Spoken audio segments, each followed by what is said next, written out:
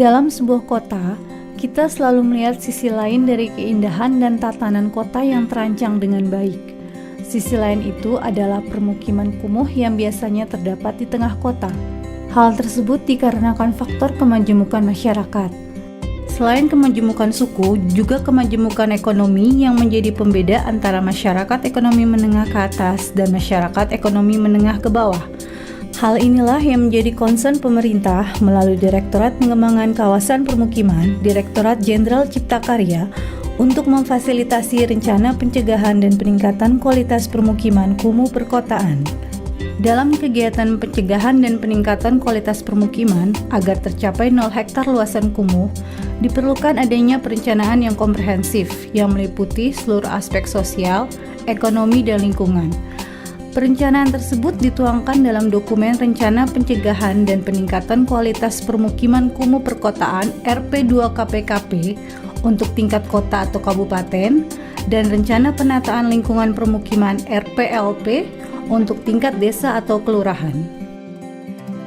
Tahapan yang perlu dilakukan dalam penyusunan program memorandum RP2KPKP yang pertama, tahap persiapan meliputi menyiapkan data-data, menyiapkan perlengkapan, dan memetakan narasumber dan peserta diskusi. Yang kedua, tahap pelaksanaan praktek meliputi mendiskusikan gambaran kabupaten atau kota, memahami kebijakan kabupaten atau kota, mempelajari fenomena kekumuhan kota, menyepakati kawasan permukiman kumuh dan delineasinya, merumuskan konsep pengembangan kawasan permukiman kumuh, merumuskan kebutuhan penanganan kawasan permukiman, merumuskan skenario penanganan dan pentahapan 5 tahun dan setiap kawasan termasuk penentuan prioritas kawasan permukiman, perumusan rencana aksi dan memorandum program, dan penyusunan desain teknis.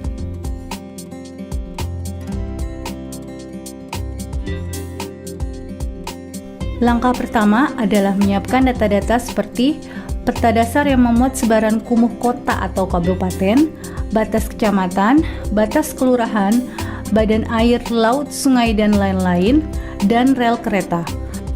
Peta tematik, misalnya peta kontur, peta resiko bencana, peta jaringan drainase kota, peta sanitasi, peta jaringan jalan, peta tata guna lahan atau pola ruang, dan lain-lain. Peta kawasan yang memuat notasi rumah, jalan, batas wilayah kelurahan, kecamatan, sungai, pantai, dan rel kereta api. Dokumen rencana, kebijakan, peraturan, kajian ilmiah meliputi RT/RW dilengkapi peta kondisi existing dan rencana, RDTR dilengkapi peta kondisi existing dan rencana, RTBL dan PZ atau peraturan zonasi yang mengatur bagian wilayah kota secara detail baik ketinggian bangunan, sempadan, tipologi bangunan yang diizinkan, guidance untuk building design termasuk penataan landscape pada kawasan yang direncanakan. Dokumen lain yang relevan, misalnya dokumen perencanaan sektoral dan dokumen perancangan yang dibuat oleh komunitas atau LSM. Dokumen RP2KPKP, RKPKP, dan dokumen siap. SK Kumuh Kota atau Kabupaten, dokumen RPLP, NUAP, dan berbagai kajian ilmiah terkait isu di kota atau kabupaten yang dibahas. Dokumen yang relevan seperti profil kumuh, baseline 100-0-100, dan pedoman yang dipakai adalah panduan penyusunan RP2KPKP dan kerangka kebijakan pengelolaan lingkungan dan sosial atau ESMF.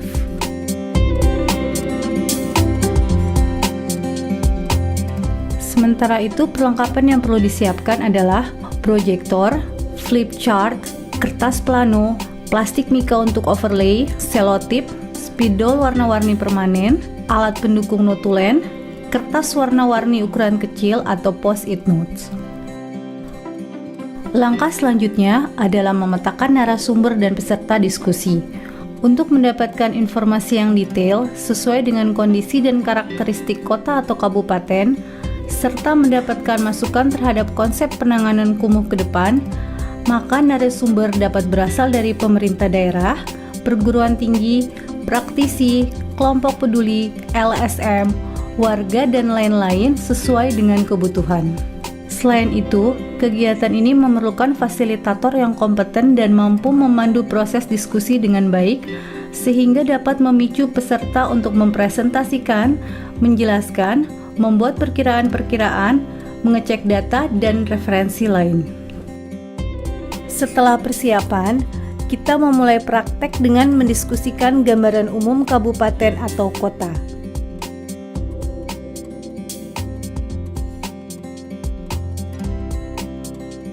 Topik pembahasan adalah batas wilayah, topografi, kegiatan-kegiatan dominan di kota, badan air, sosial ekonomi dan budaya, daerah rawan bencana, ekosistem kota, dan sebagainya.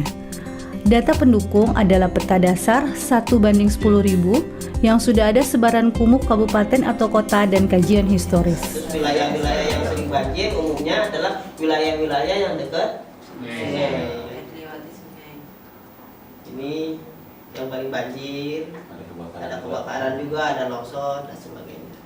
Terus yang paling banyak jumlah penduduknya ada di kecamatan Gedung Kandang ya. Tapi yang paling padat berada di mana? Yang paling padat berada di Kojen.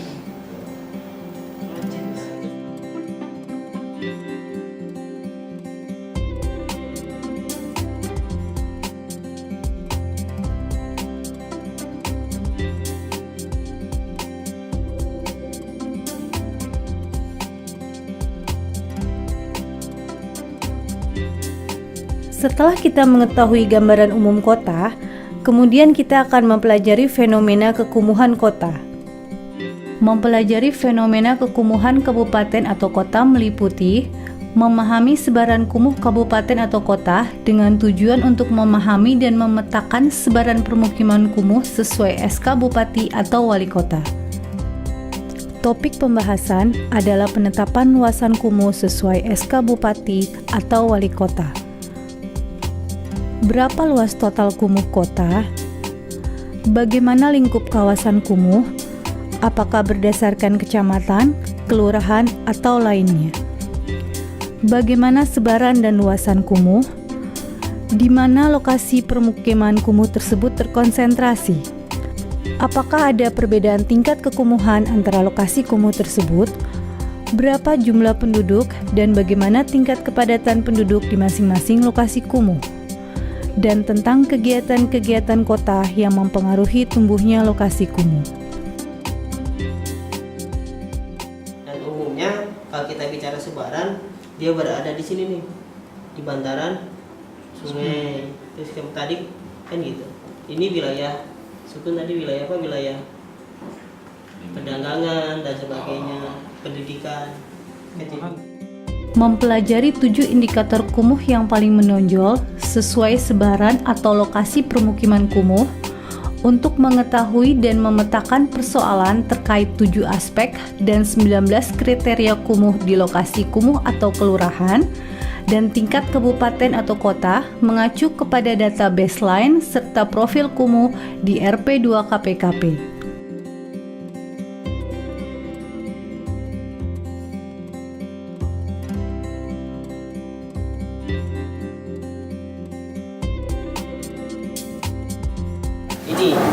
Ini di Dinoyo itu ternyata banyak rumah yang tidak teratur 100%. Yang sedang itu yang paling banyak masalah apa? Sampah terus? Sampah. Pengamatan spasial lokasi yang berpotensi kumuh untuk mengidentifikasi lokasi-lokasi yang berpotensi kumuh. Ada kira-kira lokasi mana yang terindikasi rawan kumuh? Sini loh Pak yang rawan kumuh karena dia dekat industri, nanti banyak orang yang datang ke sini dengan seenaknya aja nongkrong.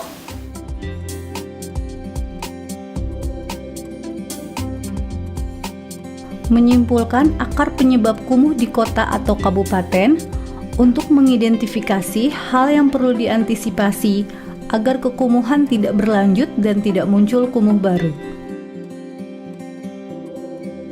Topik pembahasan akar penyebab kumuh adalah penyebab terjadinya kumuh di kota, potensi penyebab kumuh yang akan terjadi di masa yang akan datang, akar penyebab masalah kumuh, skenario do nothing, apa yang akan terjadi bila perkembangan kota dibiarkan tanpa intervensi apapun. Kita diamkan kira-kira ini ya, kira-kira seperti apa ya? Apakah semakin parah atau semakin baik? Semakin parah. Sekarang berarti kan harus ada sesuatu yang kita lakukan. Nah, untuk melakukan sesuatu kita lihat dulu kebijakan kotanya kayak apa. Langkah selanjutnya adalah memahami kebijakan kota atau kabupaten. Beberapa hal yang perlu dilakukan dalam memahami kebijakan kabupaten atau kota adalah melakukan kajian pola ruang atau guna lahan, kawasan strategis, BWK dan lain-lain yang relevan dengan kawasan kumuh yang dipelajari dari dokumen RP2KPKP, RT/RW Kota atau Kabupaten, RDTR, RTBL, peraturan zonasi, dan lain-lain, serta dokumen penataan ruang yang relevan. Melakukan kajian kebijakan terhadap persoalan keteraturan bangunan, seperti yang terdapat dalam kebijakan RP3KP, RDTR, Perda Bangunan Gedung, dan RTBL. Melakukan kajian kebijakan sektoral terkait dengan permukiman kumuh. Kebijakannya di bantaran sungai itu mau apa?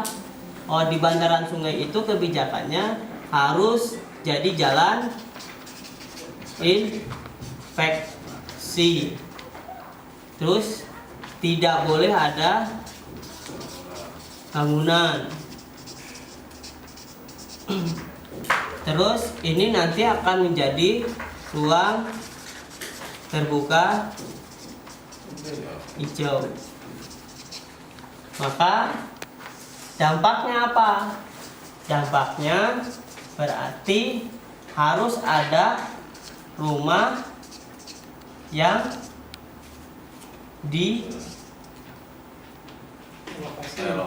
dipindah atau rumah yang dipotong.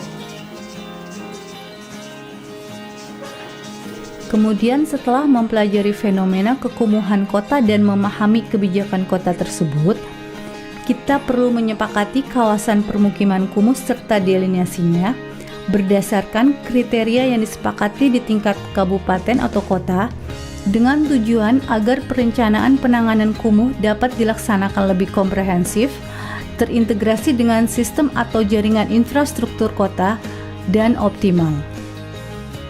Dalam proses pembentukan kawasan, penggabungan beberapa delineasi atau spot permukiman kumuh ke dalam satu hamparan delineasi kawasan atau clustering dengan dasar pertimbangan sebagai berikut: kesamaan karakteristik atau tipologi kumuh, lokasi dengan jarak yang berdekatan, pembentuk sistem atau jaringan infrastruktur yang tidak dapat ditangani dalam bentuk delineasi atau spot kumuh, pertimbangan keterpaduan penanganan kawasan dan kemudahan penanganan kawasan, arah pengembangan kota, dan lain-lain. Dalam sesi ini, tidak dapat dipaksakan seluruh delineasi atau spot permukiman kumuh harus masuk dalam kawasan permukiman kumuh. Lakukanlah iterasi alternatif kawasan secara berulang-ulang sehingga mendapatkan kawasan permukiman kumuh yang ideal, sehingga penanganannya dapat komprehensif, efisien, dan optimal. Langkah selanjutnya adalah merumuskan konsep pengembangan kawasan permukiman kumuh dengan tujuan merumuskan konsep pengembangan masing-masing kawasan permukiman kumuh dengan mempertimbangkan semua data, informasi, dan kebijakan yang sudah didiskusikan sebelumnya.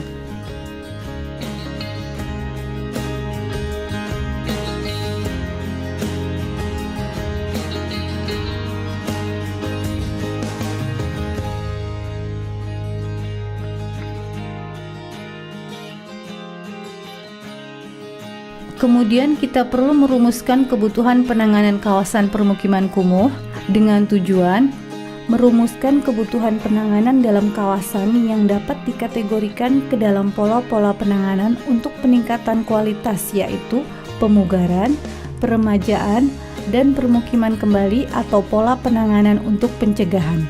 Selain itu, pada tahap ini dirumuskan kebutuhan penanganan terkait masing-masing indikator yang mencakup skala kawasan dan lingkungan yang akan dilaksanakan secara terpadu. Langkah-langkahnya, review permasalahan dan data-data terkait 7 indikator dan kebijakan terkait kawasan dan 7 indikator di dalam kawasan. Diskusikan satu persatu permasalahan kumuh dalam kawasan secara mendalam. Awali diskusi dengan indikator kumuh ketidakteraturan bangunan. Untuk setiap indikator kumuh, pahami apa penyebab masalah di kawasan tersebut, apakah kondisinya sama di seluruh kawasan, apakah secara sistemik terjadi di seluruh kota dan seluruh kawasan, ataukah ada blok atau koridor tertentu yang memiliki isu sama atau berbeda. Bila ada, maka kawasan dapat dibagi ke dalam blok atau subkawasan karena membutuhkan pola penanganan yang berbeda. Petakan kebijakan program yang ada untuk setiap indikator. Apakah bisa memenuhi kebutuhan 5 tahun ke depan? Pertimbangkan kebutuhan pemenuhan pelayanan setiap indikator dalam 5 tahun ke depan. Bagaimana pertumbuhan penduduk, komposisinya, perkembangan ekonomi, guna lahan, dan sebagainya di kawasan ini dalam 5 tahun ke depan? Apakah ada rencana proyek besar dari pemerintah maupun swasta di kawasan ini yang akan merubah arah perkembangan kota secara signifikan? Bagaimana perubahan tersebut akan mempengaruhi kebutuhan pemenuhan setiap indikator? Untuk setiap indikator, eksplorasi ide alternatif penanganan masalah. Bagaimana agar mendukung konsep pengembangan kawasan? Bagaimana potensi dampak terhadap rumah tangga atau lingkungan yang dilayani? Pertimbangkan status legalitas tanah. Bagaimana resiko dampak terhadap lingkungan, sosial, dan bencana? Apakah perlu mitigasi khusus? Berdasarkan kegiatan tersebut, identifikasi yang harus diselesaikan skala kota, kawasan, dan lingkungan. Pertimbangkan keterkaitan antar kawasan. Pelajari juga konsep dan kebutuhan kegiatan untuk pencegahan di dalam kawasan yang direncanakan. Langkah selanjutnya adalah merumuskan skenario penanganan dan pentahapan 5 tahun dan setiap kawasan termasuk penentuan prioritas kawasan permukiman dengan tujuan untuk memperoleh rumusan pola penanganan berdasarkan kebutuhan dan alternatif penanganan yang telah teridentifikasi sebelumnya, baik skala kawasan maupun skala lingkungan, serta skenario dan pentahapannya. Skenario yang dikembangkan adalah yang menuju visi kota atau kondisi jangka panjang. Dengan pandangan ini, terbuka kemungkinan untuk pembangunan lingkungan secara besar-besaran, meskipun akan membutuhkan lebih dari 3 tahun. Peremajaan di wilayah yang diperkirakan cepat berkembang sangat mungkin layak secara teknis dan keuangan, dan melibatkan investasi Pemda dan swasta yang besar. Skenario yang kita cari bisa memberikan gambaran tersebut bagi warga dan menempatkan warga pada posisi aktif. Nah, langkah selanjutnya adalah perumusan rencana aksi dan memorandum program dengan tujuan merumuskan rencana aksi program penanganan kawasan permukiman kumuh yang terukur sesuai dengan kebutuhan kawasan yang telah disepakati di dalam suatu memorandum keterpaduan program. Merumuskan kebutuhan investasi terkait 7 indikator dari setiap kawasan, serta mengidentifikasi sumber-sumber pendanaan potensial di tingkat pusat, provinsi, kota atau kabupaten, masyarakat, dan menuangkannya ke dalam memorandum program. Rencana pemerintah ini kita akan ada rusunawa. Jadi mereka yang dari sini itu akan dipindahkan ke sini. Memorandum program disusun untuk penanganan secara terpadu di kawasan atau subkawasan untuk jangka waktu 5 tahun, serta memperhitungkan berbagai sumber pendanaan yang ada di tingkat pusat seperti APBN, DAK, hibah pemerintah provinsi dan pemerintah daerah. Memorandum program mengindikasikan keseluruhan program dan target outcome yang jelas yang selanjutnya di-breakdown ke dalam kegiatan dengan perkiraan volume dan harga satuan sesuai proses identifikasi kebutuhan penanganan yang telah dilakukan. Setelah rencana aksi kita rumuskan, kini saatnya penyusunan desain teknis. Penyusunan desain teknis dengan tujuan menerjemahkan rencana penanganan kawasan prioritas yang telah disusun pada tahap sebelumnya ke dalam bentuk rancangan atau desain teknis untuk diimplementasikan pada tahun pertama, menyusun rencana detail untuk kawasan seperti site plan, gambar-gambar 3 dimensi, before after, dan lain-lain, gambarkan keterpaduan antara infrastruktur primer, sekunder, dengan tersier, menyusun rencana desain teknis infrastruktur primer dan sekunder seperti DED, RAB, RKS, visualisasi pendukung perencanaan, dan lain-lain.